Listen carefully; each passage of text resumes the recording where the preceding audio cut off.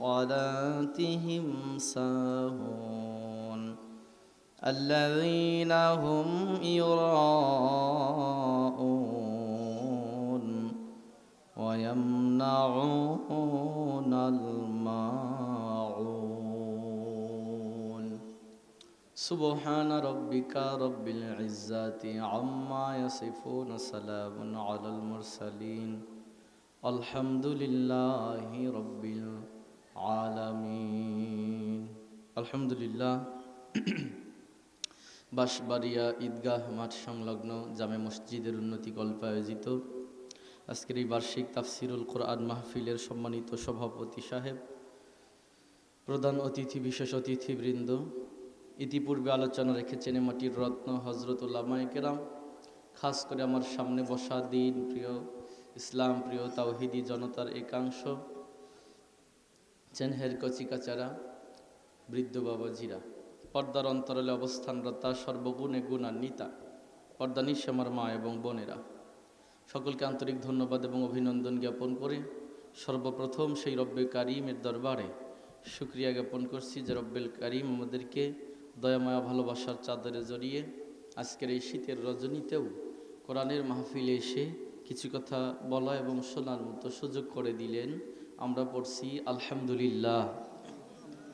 দুরুদ সালাম বর্ষিত হোক বিশ্ব মানবতার মুক্তির দিশারি, আধুনিক সমাজের রূপকার, গীতিকার, দোজাহানের ব্যারিস্টার, সাইয়্যিদুল মুরসালিন, খাতামুন নবিয়্যিন জনাবে মুহাম্মদুর রাসূলুল্লাহ সাল্লাল্লাহু আলাইহি ওয়াসাল্লাম। সর্বোপরি কথা হলো, আপনারা সকলে কেমন আছেন? ভালো আছেন? আল্লাহ ভালো রেখেছে, শুকরিয়া। আজকে আমি আপনাদের মাঝে একেবারে অধিক পঠিত পরিচিত একটা সূরা তেলাওয়াত করেছি। যেহেতু কালেকশনের মাহফিল, বেশি সময় কথা বলার সুযোগ হবে না, অল্প সময় কথা বলবো। শারীরিক দিক দিয়েও আমি কিছুটা অসুস্থতা অনুভব করছি, মাথা ব্যথা করতেছে। আপনারা একটু দোয়া করেন, আল্লাহ পাক যেন আমাকে সুস্থতা দান করে। একটু পড়েন আমিন। তেলাওয়াতকৃত সূরাটার নাম হলো সূরা মাউন, মহাগ্রন্থ আল কোরআনুল কারিমের 107 নম্বর সূরা। এপারাতে আমি ওই দিকে এক বাড়িতে সূরা কাউসার থেকে কথা বলেছিলাম, দুইটা বাড়িতে কাউসারের 3 আয়াতের উপরে কথা বলেছিলাম। প্রথম বাড়িতে 1 আয়াত, পরের বাড়িতে বাকি 2 আয়াতে কথা বলেছিলাম। আমি আজকে নিয়ত করলাম যে যেহেতু পাশাপাশি আরেকটা মাহফিল, তাহলে এখানে আমরা সূরা মাউন থেকে তেলাওয়াত করলাম। কেননা আমরা গ্রাম্য মানুষ, সহজে যে কথাগুলো বুঝতে পারি। কোরআনের অধিক পঠিত সূরা যেগুলো আমরা খুব বেশি নামাজে পড়ে থাকি, এর ভিতরে সূরা মাউন একটা। অনেক মুরব্বীরা বুঝতেও পারতেছে না মাউন কি। মাউন হলো আরাইতাল্লাজির সূরা, সহজ করে দিলাম, তাই না? আমরা চলে গেলাম সরাসরি এই সূরা থেকে কিছু কথা শুনবো। আল্লাহ পাক বলেন, আরাইতা, আপনি কি দেখেছেন? আল্লাযী, যে, ইউকাযযিবু, মিথ্যা মনে করে, বিদ্দীন, বিচার দিবসকে। আপনি কি দেখেছেন যে বিচার দিবসকে মিথ্যা মনে করে? ফা, অতঃপর, যালিকা, সে হলো, আল্লাযী, যে, ইয়াদউ, ধাক্কা দেয়, এতিমদেরকে, ওয়া, এবং, লা, না, ইয়াহুদ্দু, উৎসাহিত করে না, আলা, ব্যাপারে, তুআমুন, খাদ্যদানের ব্যাপারে, মিসকিন, মিসকিনদেরকে। ফা, অতঃপর, ওয়াইলুন, ধ্বংস, মুসল্লিন, নামাজীদের জন্য, আল্লাযীনা, যারা, হুম, তাদের, ব্যাপারে, সলাতিহিম, নামাজের ব্যাপারে, সাহুন, উদাসীন, আল্লাযীনা হুম ইউরাউন, এবং যারা কাজ করে হলো মানুষকে দেখানোর জন্য, ওয়ায়ামনাউন আল মাউন, এবং নিত্য প্রয়োজনীয় জিনিস দেওয়া থেকে বিরত থাকে। এটা বলে বাংলায় অনুবাদ। আমরা তাফসির শুনবো, যেহেতু লেখা আছে তাফসিরুল কোরআন মাহফিল। আমি সাধারণত কোনো না কোনো সূরার উপরে কথা বলেই অভ্যস্ত। আজকে এই সূরার উপরেই কিছু কথা বলি। সূরা মাউনের শব্দ আছে হলো 25টা। কয়টা? কথা বলবেন। সূরা মাউনে কয়টা শব্দ আছে? 25টা। অক্ষর আছে হলো 125টা। কোনো মানুষ যদি একবার সওয়াবের নিয়তে সূরা মাউন তেলাওয়াত করে, রাসূল আকরাম সাল্লাল্লাহু আলাইহি ওয়াসাল্লাম বলেছেন তার আমলনামায় কমপক্ষে 1250 নেকি লিখে দেওয়া হয়। কারণ মুমিনের আমলনামায় সর্বনিম্ন হলো 10। সর্বনিম্ন কত? 10 যেহেতু 125টা অক্ষর আছে, 1250টা নেকি সর্বনিম্ন। যদি কেউ বুঝে তেলাওয়াত করে নেকি আরও বাড়তে থাকে। এজন্য নামাজে যদি আমরা অর্থ বুঝে তেলাওয়াত করতে পারি তাহলে নামাজে মন থেকে যায়, মন নামাজ থেকে দূরে যায় না। যেহেতু এটা বেশি পড়ি তাহলে অর্থটা যেন নামাজে পড়তে গেলে মনে আসে, এজন্য আজকের এই কথাটা বলা। আল্লাহ রাব্বুল আলামিন বলেন, আর আইতা, হে রাসূল আপনি কি দেখেছেন? মুফাসসিরগণ বলেছেন এখানে হামজা জবর আ, হামজা জবর আ, আল্লাহ পাক হামজা জবর আ শব্দটা দিয়ে শুরু করে অবাক বুঝিয়েছেন। আল্লাহ পাক বলেন, হে রাসূল আপনি কি এমন সাংঘাতিক মানুষ দেখেছেন? আপনি কি এমন অবাক করা মানুষকে দেখেছেন যারা আল্লাহ পাকের জমিনে চলাফেরা করে, আল্লাহর দেওয়া রিজিক খায়, অথচ আল্লাহর কিয়ামত দিবসকে অস্বীকার করে? আমরা জানি যারা কিয়ামত দিবসকে অস্বীকার করে এদের মধ্যে একদল হলো কাফের মুশরিকেরা, যারা কিয়ামত দিবসকে অস্বীকার করে। আজকে মুসলমানের ভিতরেও কিছু মুসলমানের ডায়লগ এরকম, খাও দাও ফুর্তি করো, দুনিয়াটা মস্ত বড়। এরাও বুঝি কিয়ামত দিবসকে অস্বীকার করে বসে। অনেকে আছে নামাজ রোজা পড়ে না, আপনি যদি বলেন ভাই আপনি কি মরবেন না, একেবারে অবাক হয়ে বলে ভাই মরা তো লাগবেই, অথচ কিয়ামতের কোনো প্রস্তুতি নাই, হেসে উড়িয়ে দেয়। এরাও এর ভিতরে গণ্য। আল্লাহ পাক বলেন, হে রাসূল আপনি কি দেখেন নাই অবাক করা কিছু মানুষ আছে যারা বিচার দিবসকে অস্বীকার করে? বুঝতেছেন কি কথা? আল্লাহ পাক বলেন, ফাযালিকাল্লাযী ইয়াদউল ইয়াতীম।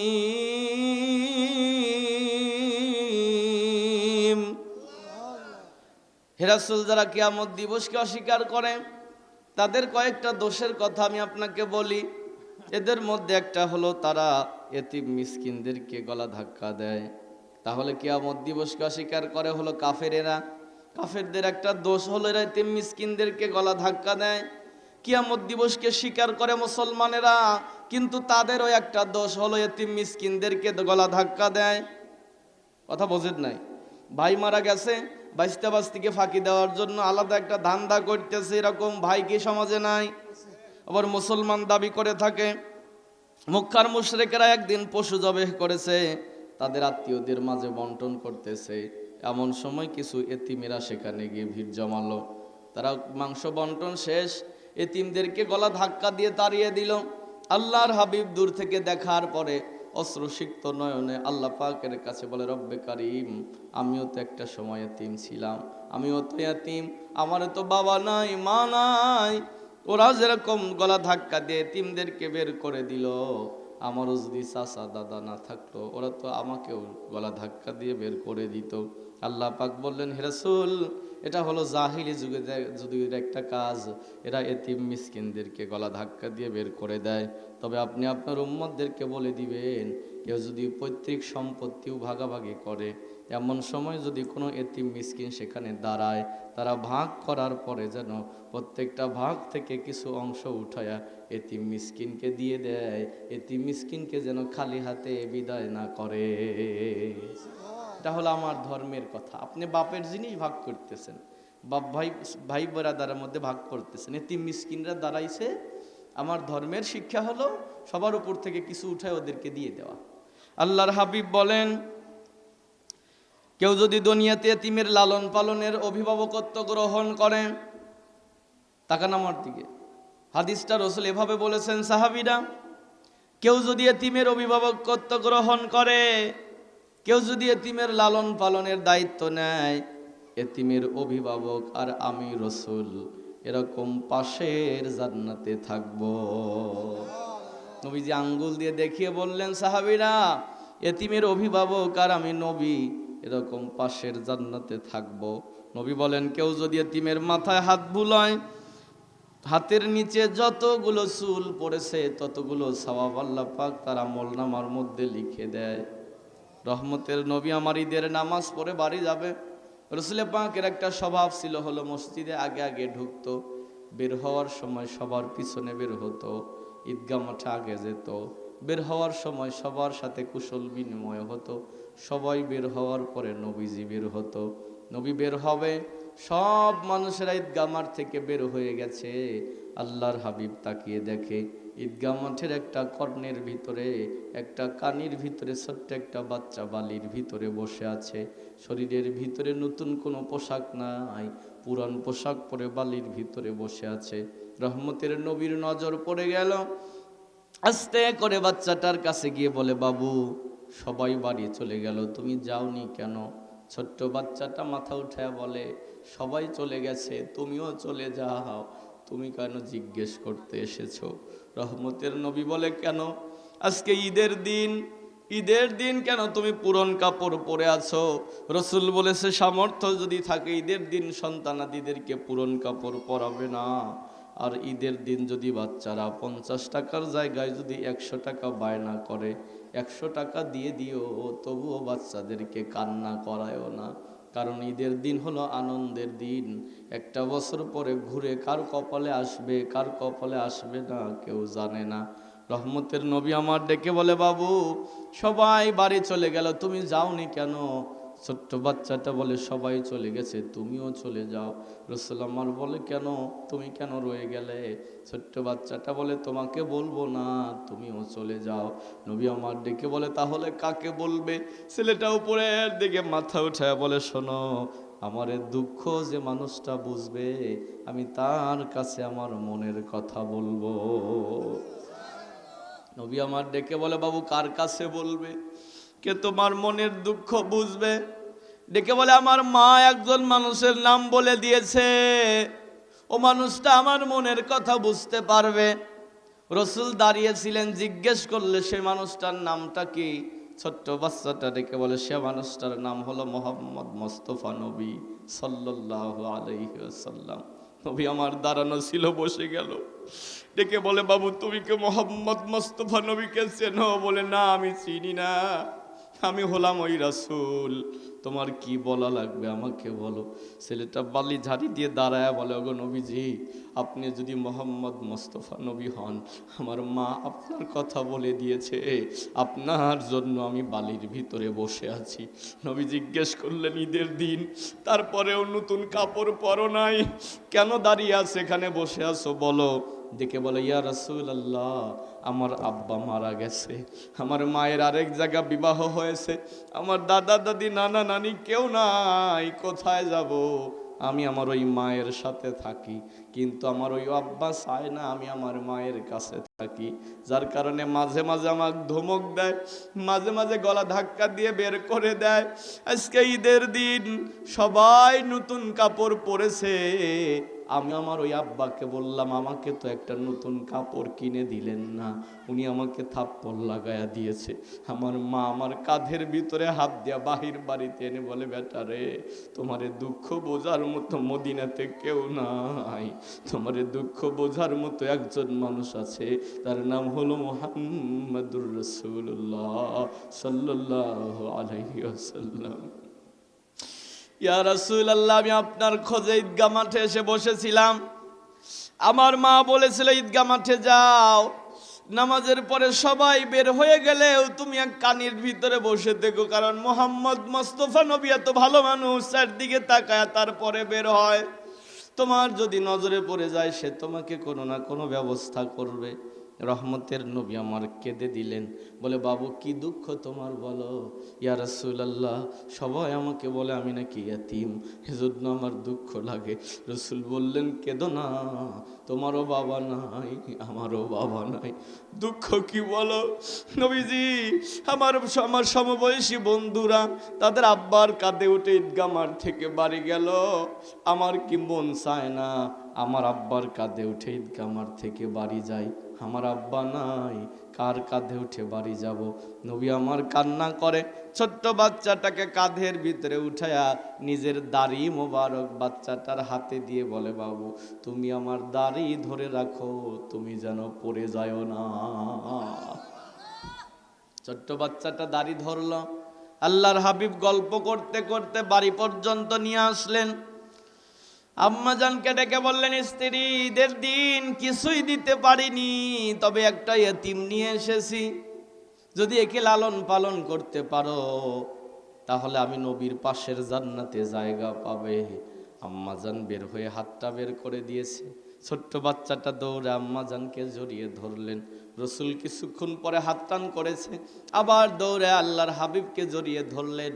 আল্লাহর হাবিব বললেন, বাবু শোনো, আমি যদি তোমার বাবা হই, ইনি যদি তোমার মা হয়, তোমার কি কোনো দুঃখ আছে?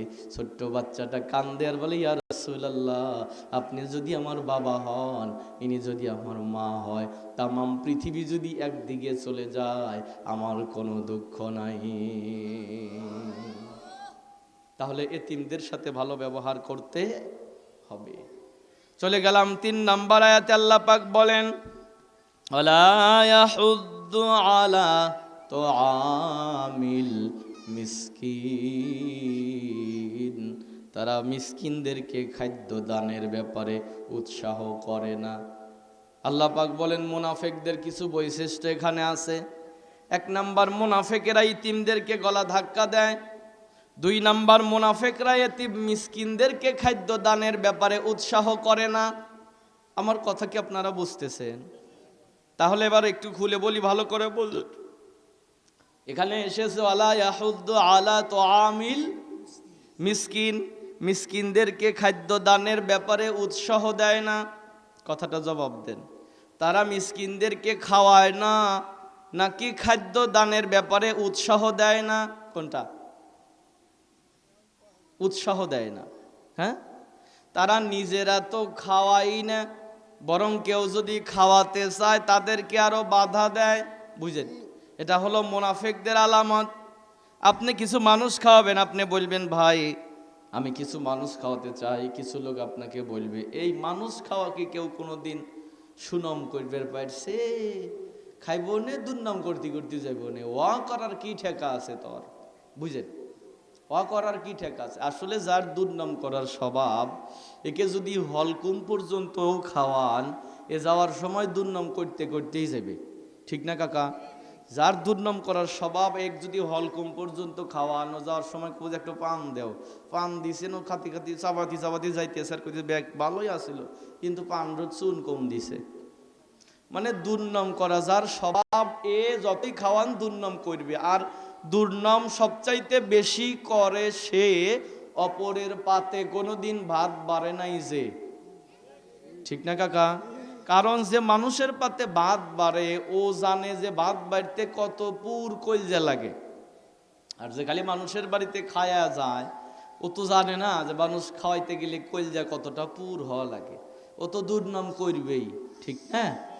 রাসূল পাক সাল্লাল্লাহু আলাইহি ওয়াসাল্লামকে জিজ্ঞেস করা হলো, হে রাসূল, সবচাইতে উত্তম আমল কি? কয়েকটা হাদিস এসেছে উত্তম আমলের ব্যাপারে।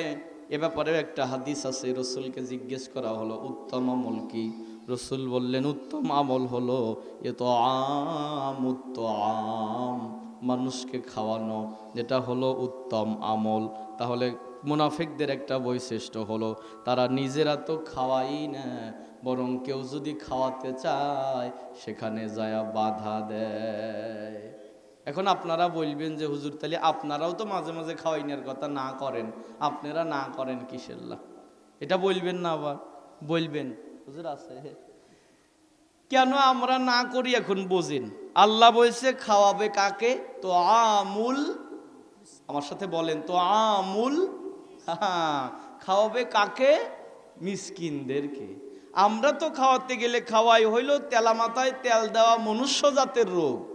পাপের বিষে ব্যাপার করব, লোক খাওয়াইব, ওই সময় দাওয়াত দেওয়ার সময়ও খোঁজে হইল পরামানিক কারা, সমাজের প্রধান কারা, বিচার করে কারা, হাজী সাহেব কারা, এইগুলো খুঁটে খুঁটে দাওয়াত দেয়। ভুল বললাম? আল্লাহ বলছে তো আমুল, মিসকিনদেরকে খাদ্য দেয় না ওরা। আমরা তো তাই করি। আমরা ব্যাপারেও যদি মানুষকে খাওয়াইতে যাই, যে এই লোকটা ভ্যান চালা খায়, রিক্সা চালা খায়, কামলা বেচে খায়, ও কামলা কামাই দিয়ে আপনার বাপের জানাজায় শরিক হইছে, ও আইসা জিয়ারতে আইছে, ও আইসা জানাজা করছে, ও আইসা কবর খুঁড়ছে, ও আইসা বাঁশ কাটছে, ও বাড়ির পানি গরমের হনে দাঁড়া ছিল, অথচ দাওয়াত দেওয়ার সময় ওর কথা মন থাকে না, মনে থাকে কার কার কথা, কাক দাওয়াত দিলি বেকায়দার সময় ও আমার পক্ষে আসবো। ভুল বললাম? আমরা দাওয়াত দেই হলো ওদেরকে, এজন্য আমরা বলি যে খাওয়াই না আর না খাওয়াই না ভালো। আল্লাহ বলছে তো আমুল মিসকিন, আল্লাহ তো বলে না আয়ুব আনসারীকে দাওয়াত দিয়ে খাওয়া। আয়ুব আনসারীকে দাওয়াত দিয়ে খাওয়া আপনি তো খুশি করিবার পারবেন না। আপনি নাই 15 আইটেম দিলেন, অথচ বাংলাদেশে অমুক জানা আছে 30 রকমের আইটেমের খাওয়া আমাকে খাওয়াইছে। তাহলে আপনার সব ভালো তো একজন খাওয়াচ্ছি, আপনি 30 রকমের খাওয়াইছেন, একজন 50 রকমের আইটেম বানা এক টেবিল সাজায়া কইছে যে ইটি করে খান, তাহলে আপনি আমাকে খুশি করতে পারতেছেন না, কারণ আপনার চাইতে হাই লেভেলের খাবার মানুষ আমাকে খাওয়া রাখছে, ঠিক না? কিন্তু একটা মিসকিন, যে এখানে ব্যাখ্যা আছে মিসকিন কারা, রসুল বলেন যার এক বেলার খাবার আছে অপর বেলার খাবার নাই। কি খাবে? সম্বলও নাই। সমাজে অনেক মানুষ এমন আছে যারা না খায় মরিয়ে যাইতে রাজি, কিন্তু মানুষের কাছে হাত পাইতে রাজি না, ঠিক না? খুঁজে খুঁজে দেখা গরিব মানুষগুলো কারা, যারা বছরে ওই কোরবানির ঈদের গোস্ত ছাড়া গরুর গোস্ত কোন দিনও পায় না, ওদেরকে দাওয়াত দেওয়া। আমরা দাওয়াত দেই হইলো বড় লোকের, যে 7 দিনের 5 দিনই দাওয়াতে যায় আর গরুর গোস্ত খায়। ও আইসা ও বাবা বাইতে 3 টুকরা গোস্তের মধ্যে 10 টুকরা আলু দিয়ে ওই গোস্ত আলু আর জলই স্বাদ লাগে, এই কয়া কয়া খায় আর গোস্ত থই। মানুষের বাড়ি দাওয়াতে আসলি ওই আলুর টুকরা টোহা দিয়া ফালা দেয়, যে গোস্তর হাতে একটু তেল আছে ওটা টোহা দিয়া ফালা দেয়, কয় না একই খাওয়ার জিনিস। ও বাবা, যে মানুষটা 7 দিনই গরুর গোস্ত খায় ওর কাছে তো এটা খাওয়ার জিনিস হইল না। যে গরিব মানুষ ও যদি দাওয়াতও পায় ওক ঠেলতি ঠেলতি এমন জায়গা দেয়, ওই ক্যারেপালার গোড়ে ওই দোপা পালানে এমন জায়গা দিছে ওক বসায়, ওর পর্যন্ত জাতি জাতি ওর কপালে জুটছে হইল পাতলা ডাল আর ব্রয়লারের গোস্ত। ভুল বললাম? ওর পর্যন্ত জাতি জাতি পাতলা ডাইল আর ব্রয়লারের গোস্ত চলে গেছে, কিন্তু গরুর গোস্ত এনে দিয়ে 10 টুকরা 5 টুকরা করে দিছে, ও 4 টুকরা নষ্ট করছে, 1 টুকরা খাইছে, ভদ্রলোক। অথচ ও জানেই না কি দাওয়াত খেয়ে বেড়েছে, বুঝছেন? যে মাটি দিছে, ও তো জানাজা করছে, মাটি দিছে। দাওয়াত দেওয়ার সময় ওই বড়লোক দাওয়াত দিছে, কইছে কাকা জোহরের নামাজের পরে কিন্তু দাওয়াত, ওই যে বাসবের ঈদগাহ মাঠের মসজিদে যায় নামাজ পড়বেন। ও মোসে তেল দিয়ে আসতেছে, খাইবে আল্লাহ। নামাজ 8 দিন না পড়লে ওই দিন জহরে 12:30টায় চলে আইছে। লোকজন দোকানে জিজ্ঞেস করে কাকা কোনে যান, কইলে যে আমার বন্ধুর সাওয়াল দাওয়াত দিছে, দাওয়াত খেয়ে যেতেছে। কইলে কিসের দাওয়াত? কইলে তা তো জানি না। তো কইলে যে কাকা আপনার বন্ধু যে মরিয়ে গেছে এই তেল হের সাওয়াল দাওয়াত দিছে। ও বাবা, ও তাও জানে না, ও আসতেছে দাওয়াত খাইবে, আর অথচ যে জানা যায় গেছে ও জানেই না কবে দাওয়াত খাওয়াইছে, ঠিক না? আল্লাহ পাক বলেছেন অলা ইয়াহুদ্দু আলা তুআমিল মিসকিন, তারা মিসকিনদেরকে খাদ্য দেয় না, একজন খাওয়াবে তাদেরকেও বাধা দেয়। আমার বাপজি খারাপ লাগতেছে। রাসূল পাক সাল্লাল্লাহু আলাইহি ওয়াসাল্লাম বলেন মিসকিন হলো যার এক বেলার খাবার আছে আর এক বেলার খাবার নাই, এ হলো মিসকিন। আর ফকির হলো যার কাছে উপস্থিত কোনো কিছুই নাই। এজন্য আল্লাহ পাক প্রথমে সিরিয়াল দিয়েছে ফকিরের, তারপরে দিয়েছেন মিসকিনের। আল্লাহ পাক বলেন ইন্নামাস সাদাকাতি লিল ফুকারা ওয়াল মাসাকিন, তোমরা সদকা করবে, প্রথম দিবে ফকিরকে, তারপরে দিবে মিসকিনকে।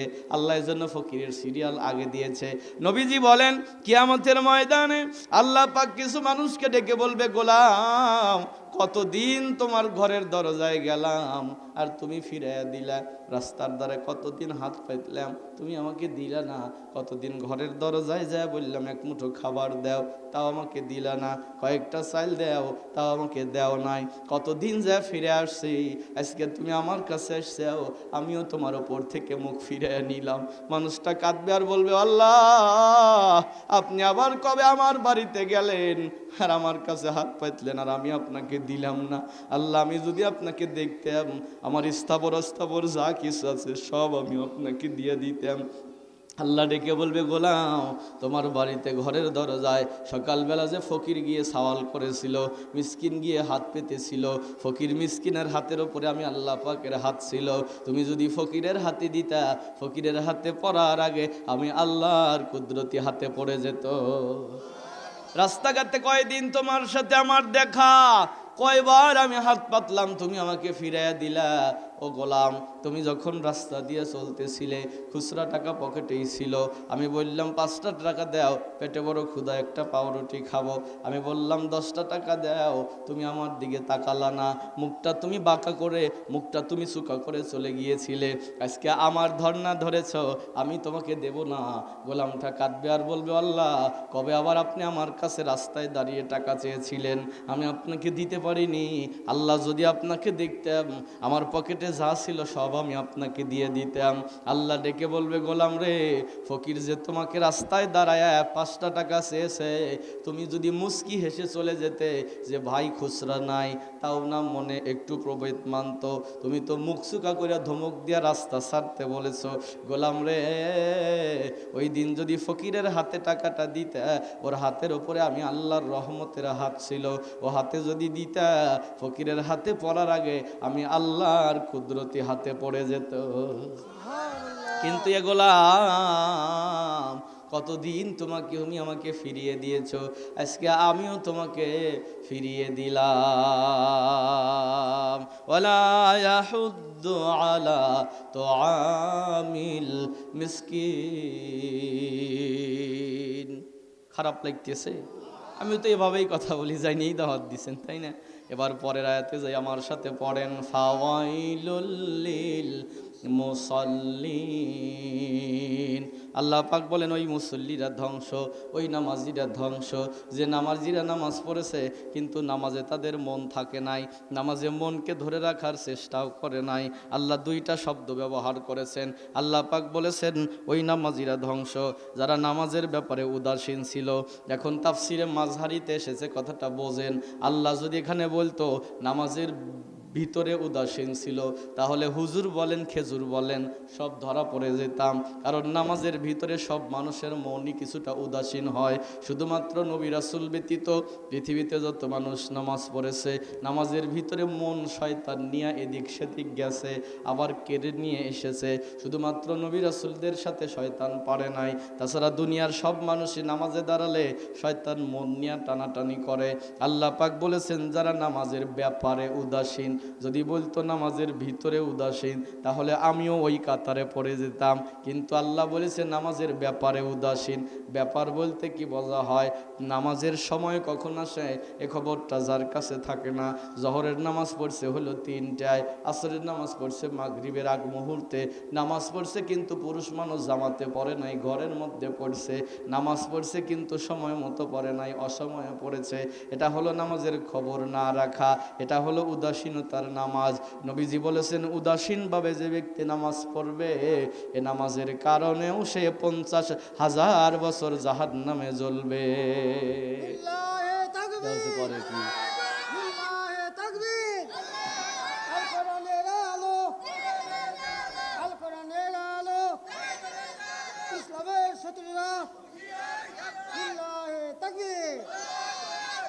আমি কি বুঝাইলাম, আপনারা কি বুঝলেন? কোন কিছু কি বুঝছেন? আমি মাঝে মাঝে সব এলাকায় দাওয়াত নেই না, এটা আমার মানে কিউরিসিটি। আমি বলি যে ওই এলাকায় মাহফিল করে জুত পাই না, বললে যে কেন হুজুর? বললাম না আর যাবো না। কেন? বললাম যে আমি ওয়াজ করলে মানুষ বোঝে না। অনেক এলাকা আছে আমি যাই না, আপনি বলবেন মনে দাওয়াত পান না, তা না। আমার 31টা রাত্রে 46টা মাহফিল নেওয়া আছে, আলহামদুলিল্লাহ। গত রাতেও ডাবল মারছি, তার আগের রাত্রেও ডাবল ছিল। প্রতি রাত্রে এরকমও আছে, সিরাজগঞ্জে যত মাহফিল আছে ডাবল ডাবল নেওয়া। তারপরেও অনেক ডেট না করে দিই। সব এলাকায় দাওয়াত আমি নেই না, কেন জানেন? কিছু এলাকার মানুষ আমার তাফসির বোঝে না। তাফসির বুঝতে গেলে আমি বলি যে আমার কথা বুঝতে গেলেও মাথা লাগে, কথা বুঝতেও কি লাগে? মাথা লাগে। মাথা ছাড়া বুঝবে না কথা। আমি কি বুঝাচ্ছি দেখেন, যারা নামাজের ব্যাপারে উদাসীন, নামাজের ভিতরে না, নামাজে যখন আমরা দাঁড়াই ভিতরে কিছুটা উদাসীনতা আসে সবারই। নবী রাসূল ব্যতীত, সালাতুল আম্বিয়া ব্যতীত সবার নামাজে উদাসীনতা আসে। কিন্তু নামাজের ব্যাপারে সচেতন থাকতে হবে। কখন ওয়াক্ত আসে মসজিদে যেন কলবটা ঝুলন্ত থাকে, কখন আজান হয়েছে কানে যেন বেজে ওঠে, সব কাজ ফেলে যেন মসজিদে দৌড়ায়। এ মানুষগুলো কিয়ামতের ময়দানে আল্লাহর আরশের নিচে জায়গা পেয়ে যাবে। আর নামাজের ব্যাপারে যারা উদাসীন 50,000 বছর জাহান্নামে জ্বলবে। তাহলে চলেন তার পরের আয়াতে যাই, আল্লাযীনা হুম ইউরাউন, যারা নামাজ পড়েছে লোক দেখানোর জন্য নামাজ পড়েছে, যারা রোজা রেখেছে লোক দেখানোর জন্য রোজা রেখেছে, যারা হজ করেছে লোক দেখানোর জন্য হজ করেছে। লোক দেখানোর জন্য কোনো আমল আল্লাহর দরবারে কবুল হয়। ইমাম গাজ্জালী ইন্তেকাল করেছে, কয়েকদিন পরে ভক্ত একটা স্বপ্নে দেখেছে, জিজ্ঞেস করলো, ইমাম আল্লাহ আপনার সাথে কি আচরণ করেছে? ইমাম গাজ্জালী ডেকে বললেন, ভক্ত শোনো, আল্লাহ আমাকে ডেকে বলল, গাজ্জালী তোমাকে আমি 3টা কাল দিয়েছিলাম, একটা শিশুকাল, একটা যৌবনকাল আর একটা বৃদ্ধকাল। শিশুকালের হিসাব আমি চাই না, যৌবনকালের হিসাবটা দাও, বুড়াকালের হিসাব আমার কাছে লাগবে না। এই মধ্যম বয়সে কি করেছো, যুবক বয়সের হিসাব